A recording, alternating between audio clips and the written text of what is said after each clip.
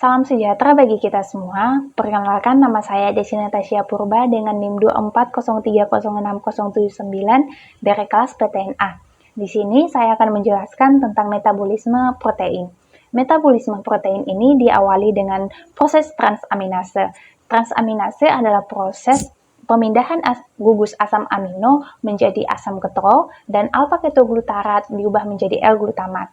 Contoh dari reaksinya ini adalah alanin ditambah dengan alpha-ketoglutarat akan menghasilkan asam piruvat ditambah dengan glutamat dengan menggunakan katalisator alanin transaminase. Setelah dari proses transaminase, proses metabolisme proteinnya akan dilanjutkan ke deaminase. Di deaminase ini ada dua proses, yaitu deaminase oksidatif dan deaminase non-oksidatif. Deaminase oksidatif merupakan proses metabolisme yang ruang lingkupnya itu membutuhkan oksigen atau aerobik, di mana ini terjadi dalam hati dan glutamat terjadi di dalam ginjal. Ini juga terjadi ketika kita sedang tidur.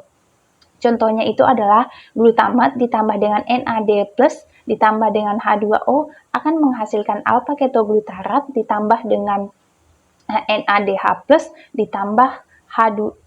ditambah dengan NH4+ dengan bantuan katalisator glutamat dehidrogenase. NH4+ ini nanti akan melanjutkan perjalanannya menuju siklus urea. Selanjutnya adalah deaminase non-oksidatif, berarti dia merupakan proses metabolisme tanpa menggunakan oksigen. Contohnya itu adalah serin diubah menjadi asam piruvat dengan bantuan katalisator serin dehidrogenase.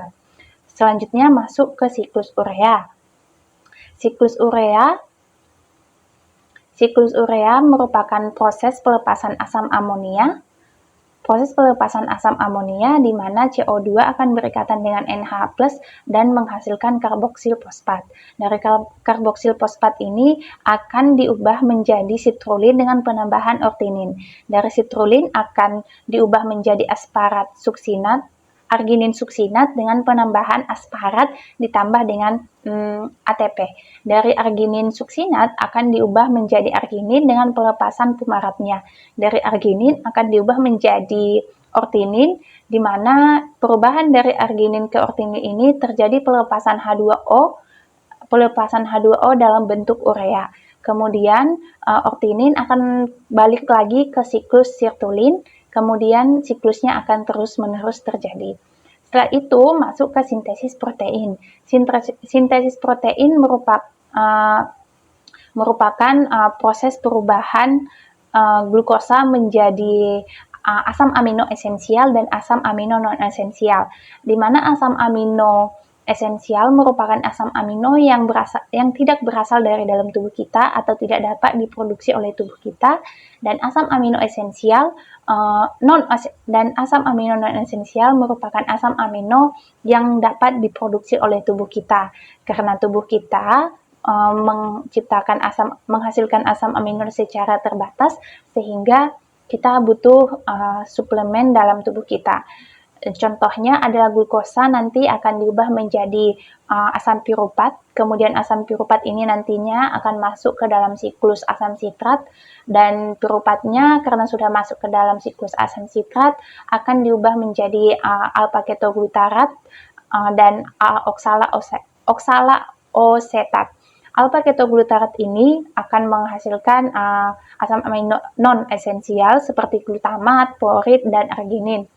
Sedangkan kalau untuk oksalaasetat akan menghasilkan asam amino esensial seperti tripopan, metionin, lisin, histidin, dan lain-lain. Selanjutnya masuk ke dalam biosintesis heme. Biosintesis heme ini merupakan proses metabolisme penting dalam tubuh untuk menghasilkan heme, di mana suksinil-CoA akan berikatan dengan glisil menghasilkan delta amino leofunilat atau ALA. Amino leofunilat atau ALA akan diubah menjadi porfobilinogen. Porfobilinogen ini akan membentuk cincin porfirin Setelah itu cincin porfirin ini akan diubah menjadi protoporfirin. Kemudian protoporfirin ini akan berikatan dengan Fe2+, kemudian karena dia sudah berikatan dengan Fe2+, terbentuklah heme. Jadi, sekian yang bisa saya jelaskan tentang metabolisme protein. Mohon maaf jika saya memiliki tutur kata atau kesalahan pengucapan dalam sebuah penjelasan. Akhir kata saya ucapkan terima kasih.